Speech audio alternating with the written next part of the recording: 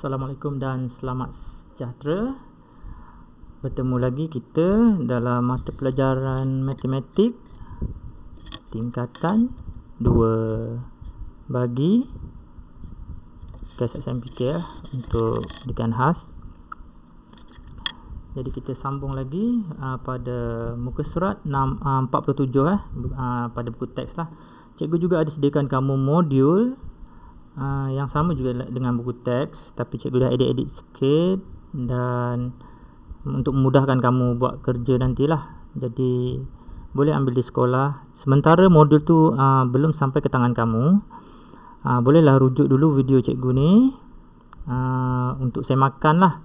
Sambil tu cikgu terangkan macam mana kita menyelesaikan masalah harian yang melibatkan operasi inilah, operasi perpuluhan.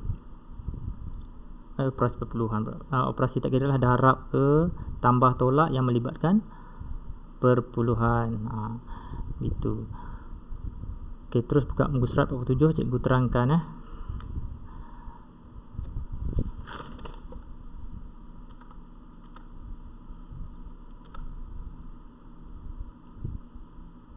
Okey. Berapakah jumlah isi padu sedozen kotak susu yang sama seperti yang ditunjukkan? Okey, di sinilah kotak susu. Susu ni tak tahu je nama apa. Okey, inilah dia. Alamak. Okey. Berapa jumlah isi padu bagi sedozen kotak susu yang sama? Okey, satu kotak 1.25 liter. Dia nak sedozen. Sedozen maksud dia berapa? 12. Jadi 12 berapa kali? Nama pun dah berapa kali? Sebanyak 12 kali kan? 12 kali lah. 12 kali susu yang sama. Ataupun kamu buatlah susu yang sama ni, kamu tambahkan sebanyak 12 kali pun boleh. Dua operasi boleh tambah, tapi banyak kerja lah. Jadi kita nak pendekkan jalan kerja kita darab 2 darab 1.25 liter. Okey, jadi untuk tekan kalkulator ini je lah. 12 darab dengan 1.25. Okay, di sini dia tunjukkan kaedah lah. Takut kamu cakap bercelaru sangat tengok banyak sangat macam ni. Okay, isi padu bagi sekotak susu. Okey, isi je lah 1.25. Isi padu yang kita nak cari adalah untuk 10 kotak. 10 pula.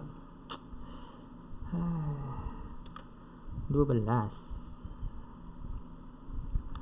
Operasi dia adalah darab. Okey, selesaikan dia. Okey, macamnya 12 darab 1.25 liter. Macam atas tadi lah cikgu buat. Okey, akan dapat berapa? Akan dapat 15 liter. Okey, kalau tak percaya kita try guna kalkulator. 12 darab dengan berapa tadi? 12 darab dengan 1.25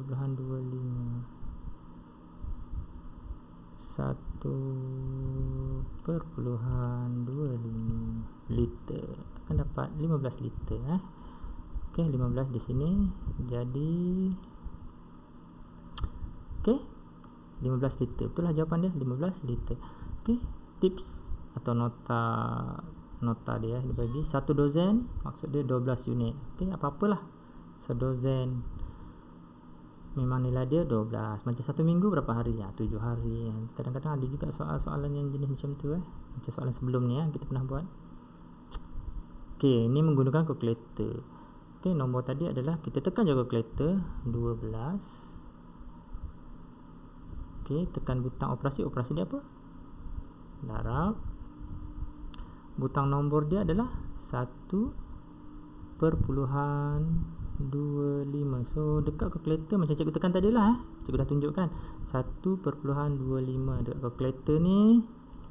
Inilah perpuluhan dia ada titik di sini. Perpuluhan tu di sini. Kalkulator saintifik pun sama. Dia ada titik macam ni, perpuluhan lah tu. Okey, kita teruskan. Okey, dapat jawapan. Jawapan pada skrin jawapan pada skrin kita akan dapat 15. Dia tulis 15 je kat skrin kan tadi kan. Okey, jadi jawapan sebenar dia adalah kita kena buat dalam bentuk ayat. Nak menunjukkan kamu faham lah. 15 apa? Liter. Okey, itu je. Okey, boleh semak kamu pun jawapan. Okey. Seterusnya, buka muka surat 48. Okey, pada modul pun ada juga. Cikgu siap letak muka surat. Okey, dekat modul kamu pun muka surat dia 48. Jadi sama juga penyelesaian dia, kita tinggal lagi cari isi tempat kosong. Dia dah bagi clue di bawah tu. Okey, sekarang ni kita baca elok. Isi padu air yang berada di dalam sebuah labu sayung. Okey, labu sayung, inilah bendanya. Ini benda ni nama dia labu sayung. Ialah 1.8 liter. So maksud dia diisi dari penuh ni, diisi penuh adalah 1.8 liter. Okey, liter ni unit untuk isi padu air lah atau cecair. Puan Aminah menuangkan semua air itu sama banyak. Okey, sama banyak. Maksud sama banyak ni maknanya bahagilah. Bahagi sama rata.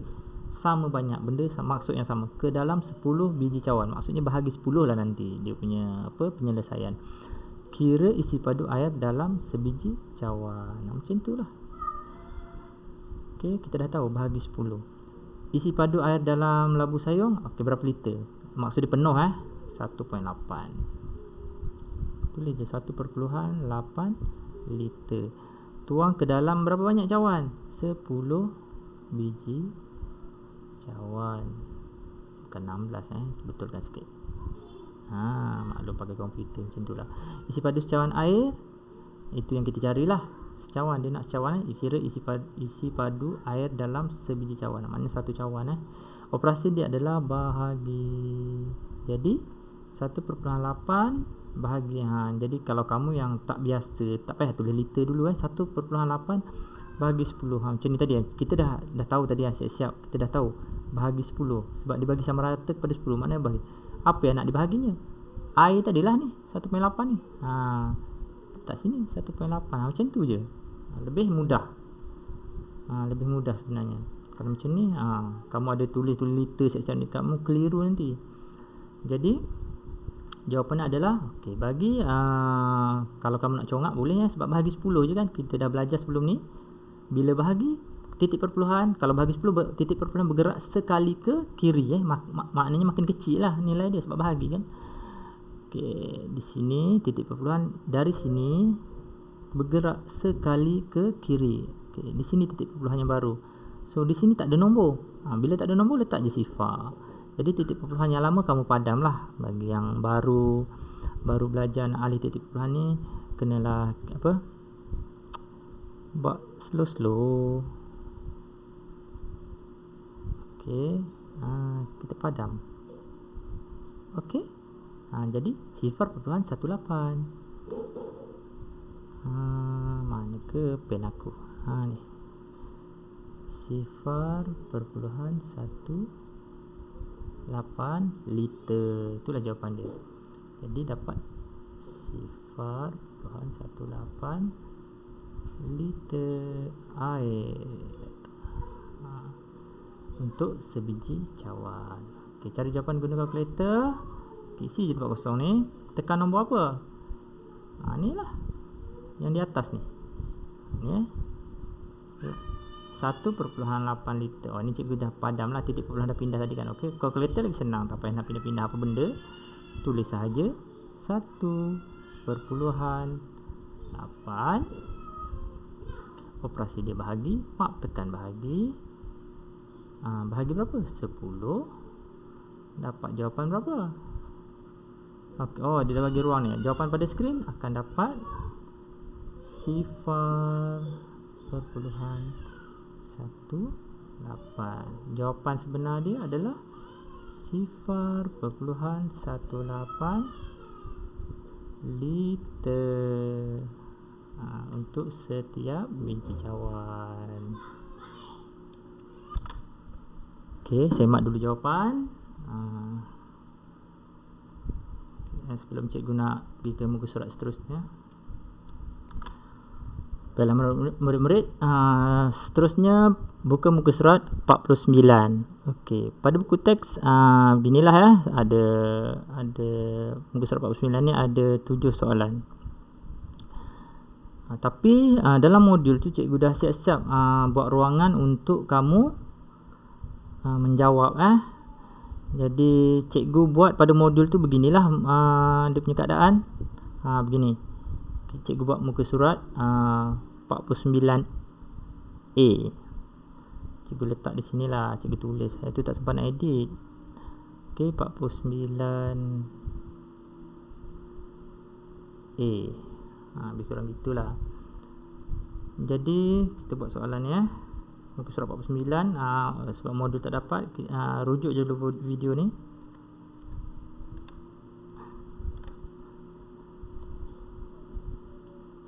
Okey, tak perlu salin dalam buku, cuma fahamkan je dulu dapat modul.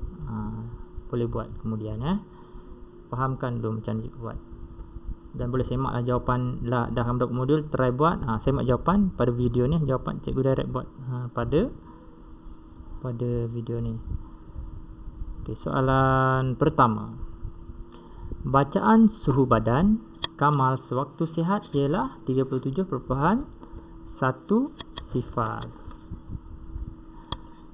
Darjah Celsius. Okey, darjah Celsius adalah unit nampak dia buat kurungan. Darjah Celsius yang kecil ni maksud dia darjah, C ni untuk Celsius. Dia buat kurungan lah. Semasa dia demam. Okey, ayat seterusnya. Semasa dia demam, suhu badannya bertambah sebanyak 2.5. Maknanya bila demam lebih pada 37.1 lah. Bertambah sebanyak apa? 2.5 darjah Celsius. Kira suhu badannya yang terbaru. Maksud kira suhu badan yang terbaru maksud suhu ketika dia demam. Berapa suhu ketika dia demam? Macam itulah soalan dia. Maksud soalan ni. Baiklah, suhu asal dia adalah 37. Suhu normal lah senang cerita. 37.1 sifar. So nak siap sedia kalkulator kalau nak cepat. Tapi di sini cikgu kira manual je lah. Okey.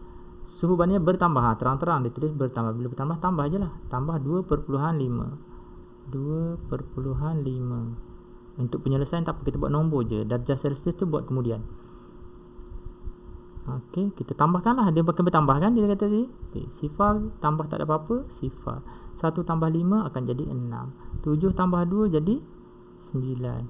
3 tambah tak ada apa-apa. Okey, jawapannya 39.6 sifar darjah Celsius. Okey, darjah Celsius dia punya simbol macam ni. Okey, ataupun satu lagi, kalau kamu terus tekan kalkulator 37.1 tambah 2.5 okey, 37 kamu tekan kalkulator 3 lepas tu 7.1 sifar. Okey, ni suhu asal dia.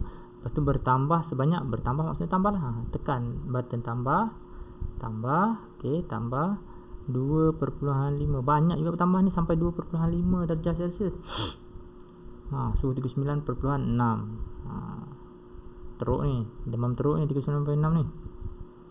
Okey, dekat kalkulator nampak 39.6. So dua-dua jawapan adalah betul. 39.6 dan 39.6 sifar adalah betul. Jadi jawapan lengkap dia adalah 39.6 sifar darjah Celsius. Tak payah buat perkataan buat macam tu je. Atau 39.6 darjah Celsius pun boleh. Dua jawapan, dua-dua betul. Sebab titik perpuluhan sifar yang di hujung belah kanan, nampak? Selepas titik perpuluhan tak ada apa-apa makna. Buatlah banyak mana pun sifar dia, nilai dia tetap sama. Jadi 39.6 dan 39.6 sifar benda yang sama. Itu ulang kaji yang sebelum ni lah. Okey, itu yang pertama. Okey, tengok betul-betul jawapan dia. Okey, yang kedua. pada hari Sabtu, Zime berlari sejauh 13.21 pada hari Sabtu kilometer. Jauh juga ni 13, macam rata desa. Pada keesokan harinya dia menambah lagi jarak larian sejauh 2.12 km. Maksudnya dia lari lagi macam hari Sabtu. Ni hari Ahad lah, hari kedua. Hari kedua ni hari Ahad. Okey, hari pertama, pertama lah atau hari Sabtu. Dia 13.21. Okey, masa hari kedua dia lari 13.21 juga sebenarnya.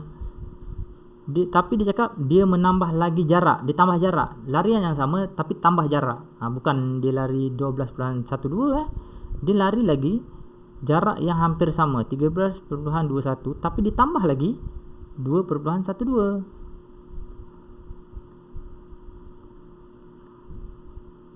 So kamu tekanlah kalkulator terus tekan kalkulator terus, atau nak kira bolehlah kira dulu. Untuk yang hari kedua, hari pertama dah itu 13.21.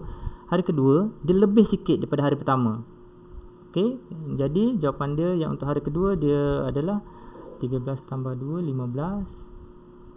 15.2112.33 lah. Okey, 15.33 km. Ni hari kedua. Ni hari pertama. Atau ni hari Sabtu, ni hari Ahad. Berapakah jumlah jarak lariannya kedua-dua hari tersebut? Okey, jumlah hari Sabtu dan hari Ahad lah atau hari pertama dan hari kedua. Kamu jangan tambah 2.12 saja, tambah hari kedua. Ini jumlah dia. 13.21 tambah dengan 15.33. Baiklah, kita buatlah. 13.21 tambah dengan 15.33 sama dengan berapa? So untuk menjimatkan ruang dan nak mempercepatkan kerja, kita buat sahaja guna kalkulator. Kita clearkan dulu. Nak selamat 13 perpuluhan, tekan ni perpuluhan 21 untuk hari pertama. Ni tekan tambah hari kedua. Hari kedua berapa kita kira tadi? 15.33. 15.33 tu hari pertama dan hari kedua. Dan tekan sama dengan 28.54. Okey, pada skrin macam nilah. Dia tak beritahu liter ke, mililiter ke, sentimeter ke, tak ada tak ada. Okey, berapa tadi? 28.54. Okey, 28.54. Apa bendanya ni? Nombor saja ke? Kilometer lah, sebab dia sembang pasal jarak tadi kan. Jarak dia sembang kilometer, kita letak pun kilometer juga. K kecil, M kecil lah, jangan memandai-mandai buat huruf besar. Okey, kilometer itu unit SI ya. Dia pakai meter tu unit SI. Kilo tu untuk kiraan darab 1000. So kilometer. Soalan yang ketiga. Okey, tengok dulu yang ni. Okey, kalau yang salah boleh buat pembetulan. Okey, seterusnya yang ketiga. Ada donat, ada cupcake. Okey, nombor 1. Kira jumlah harga. Senanglah jumlah je. Donat dan kek cawan atau kek cawan Kamu tak biasa dengar ni kek cawan maksud dia cupcake lah. Inilah dia cupcake. Ini cupcake, ini donat. Ini kek cawan, ini donat. Okey. A, jumlah harga donat dan kek cawan. Tambahkan sajalah jumlah kan. 3A. Jumlah dia buat je 3.90 tambah dengan 2.90. Kita akan dapat jawapan 9918 titik perpuluhan kekal 1 di atas RM6.80. Jangan lupa apa bendanya 6.80 ni, ringgit Malaysia ataupun RM6.80 lah. Kena buat dia punya simbol. Bila dah habis jawapan, buatlah. Kamu tengok balik soalan tu apa. Kira jumlah harga mestilah ringgit Malaysia kan, RM. Okey, seterusnya yang B. Okey, 3B. Apakah soalannya? Wang Azizah hanya mencukupi untuk membeli salah satu makanan. Beli salah satu je. Makanan yang manakah lebih mahal? Tengok, mahal maksudnya dia nak tahu kamu mana satu yang banyak kena pakai duit banyak. Maksudnya mahal itulah. Taklah mahal sangat sebenarnya. Okey, ni lebih besar. Maksud dia nak mana yang lebih besar? Jadi RM3.90. Jangan tulis RM3.90. Dia nak makanan Soalan dia makanan yang mana lebih mahal. Dia nak makanan. Tulislah jawapan dia donat. Okey, donat lah jawapan dia. Okey, soalan yang kedua, ada lagi soalan. Yang B ni ada 2 soalan. Berapakah lebihan harga? Maksudnya berapa harga donat lebih daripada cupcake? Tolak je lah. Lebih kan? Dia lebih sikit je. Okey, 3.9 sifar tolak 2.9 sifar. RM3.9 tolak RM2.9. Macam tu lah. RM1 je lah kan. Okey, 1.9 sifar maksud dia apa? RM 1.9 sifar ataupun RM1. Kita sembang. So, senang je kan soalan dia. Okey, boleh semak jawapan anda. Okey, seterusnya kita pergi ke muka surat.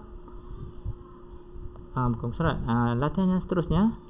Soalan yang keempat, 5 dan 6. Cikgu buat muka surat baru iaitu 49B.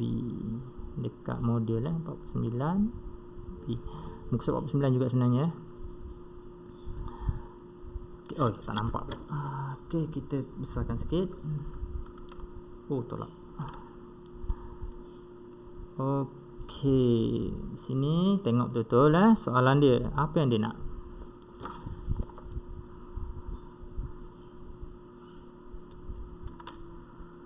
"4.8 liter isi padu jus jambu batu di dalam sebuah jug telah diberi pada beberapa orang budak." Okey, dekat jug macam biasalah kita bagi-bagi untuk diminum lah ya. Bukan dibagi saja. Isi padu jus yang masih tinggal dalam jug ialah 1.5 liter. Bagi-bagi ada lebih sikit. Dibagi-bagi lebih sikit. Berapakah isi padu jus jambu batu yang telah diminum? Tolak sajalah kan. Yang asalnya banyak jadi sikit. So 4.8 tolak dengan 1.5. Ni yang lebih tadi. Ni asal 4.8. Jadi 8 tolak 5 3, 4 tolak 1 3. Jadi 3.3 liter.